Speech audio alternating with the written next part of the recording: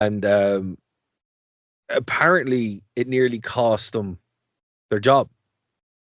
So the next night, TNA actually held a meeting and announced that if anyone was happy with the job, they could just leave. And there's only one person that left after that. Do you know who it was? Who? Nash. No. Loki. Senshi. He's the only one that he's not even involved. No, you know, just walked out. Just walked out. That's amazing. That's like me and Hannah having an argument, and the next thing there being a knock at the door, and it being the neighbour, and her going, "Fuck you, Martin! I'm breaking up with you." It's like, what? So apparently, like Caval, Loki, Senshi would took this so badly. He was so offended that his night was ruined. Senshi, by the way, was one of the 12 people in a feast or famine match that was 1, 2, 3, 4, 5 matches ago. I'm surprised he was even in the building. I'm surprised he hadn't showered and changed and left at this stage. I discovered, unlike James Storm, that you could just buy beer.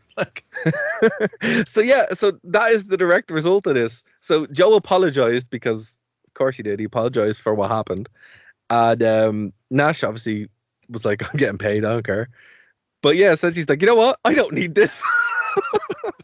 I'm gonna leave." So if anyone does know, Senshi's is one of the most difficult people to work with, apparently. Backstage, very opinionated. I knew where he goes on everything. Things that do not involve him.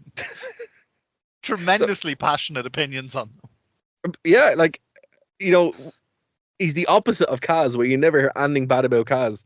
But Senshi, you're like, man, what a dickhead! Legitimately. So there you go. I was talking to my friend. We weren't even at TNA. I was at home between shows, and I was talking to my friend about the Crimean War. And he just popped in, got really pissed off. We had very extreme views on the Crimean War from 1890, and we've just never seen eye to eye since.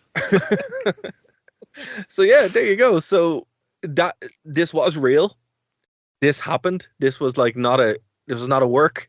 But like Vince Russo was writing it. He was there. So I was watching it, looking at Samoa Joe. So Samoa Joe comes out and he gets a microphone and he is going off in the ring. And Kevin Nash is just stood in the background looking like super pissed, but not wrestling pissed, not like head down, like nuanced. And I'm looking at this going, well, I know you're not that good of an actor. So do you know what the official reason for that Scott Hall didn't show up for? Because it was reported on by Adam Martin at WrestleView at the time. Right. Is this the reason he gave, or is it the real reason? Because this is the reason. This is the reason that the torch ran with. So it's the reason he gave. Okay, so the reason. So I assume the real reason is he was nostrils deep in blow and hookers. The reason he gave, stuck in traffic. Close. Food poisoning.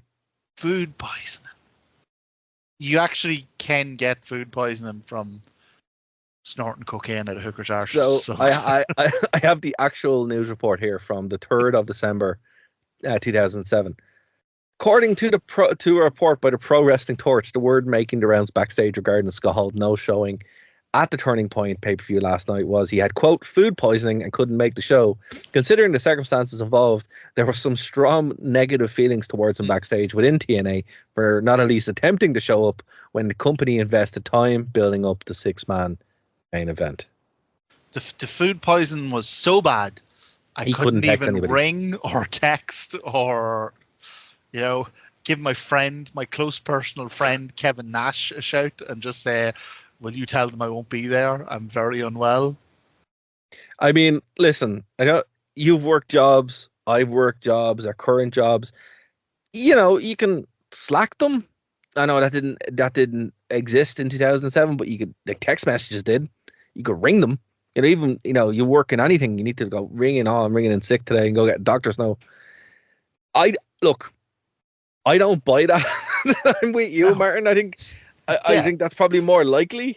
It was in a binge, yeah. Had to be like there's, but it's interesting because you can see it on Kevin Nash's face, and that look is also the WCW look. There's very few times you've seen that. I've TNA would have it a lot, but I also saw it in AEW where I get those flashes, of like, oh, we've been here before. I think it's because of stuff like this, but it's never been done as incompetently as this. This is like a watershed moment for TNA where it's like, okay, you have everything and you're letting it slip because you haven't learned from the mistakes of the past. And booking a main event with Scott Hall after WWE had to kick him out for the exact same reasons.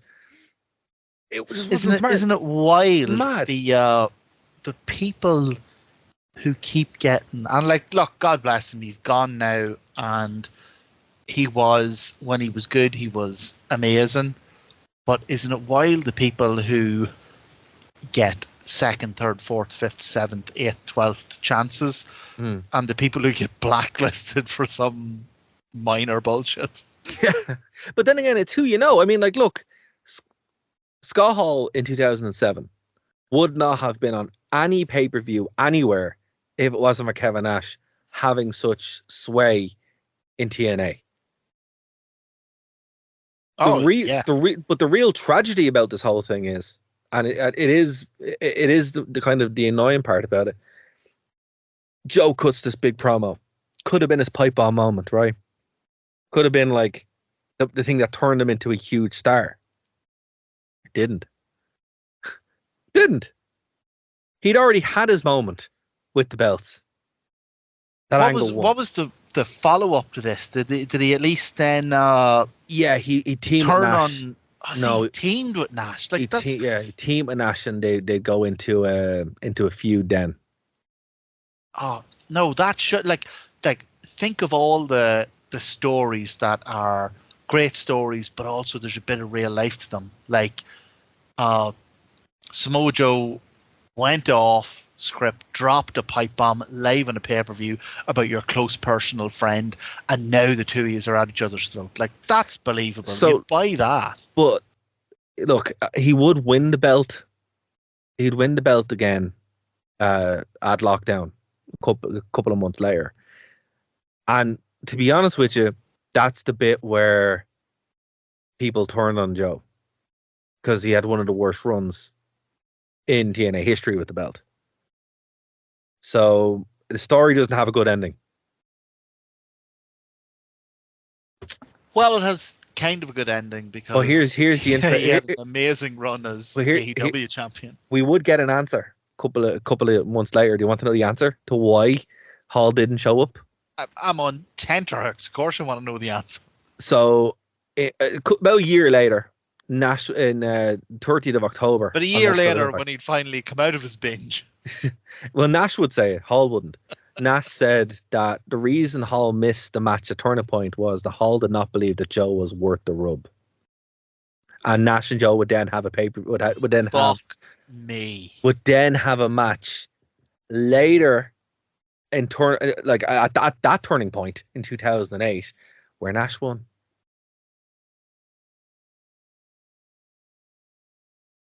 Preposterous. So it doesn't have a good ending. Can't believe that. Scott Hall, who could barely walk, didn't think Samoa Joe was worth the rub. No. Nash said the Hall didn't think that Joe was worth the rub. That's what I said. Yeah. Yeah. Scott. Oh, sorry. Did I say Kevin Nash? Sorry. You did. Scott Hall, who could barely walk, didn't think that Samoa Joe was worth the rub. Yeah. So instead, he stayed home and gave himself food poisoning. Allegedly. So there we go. Look, the match itself, Samoa Joe, Kevin Nash, and Eric Young would double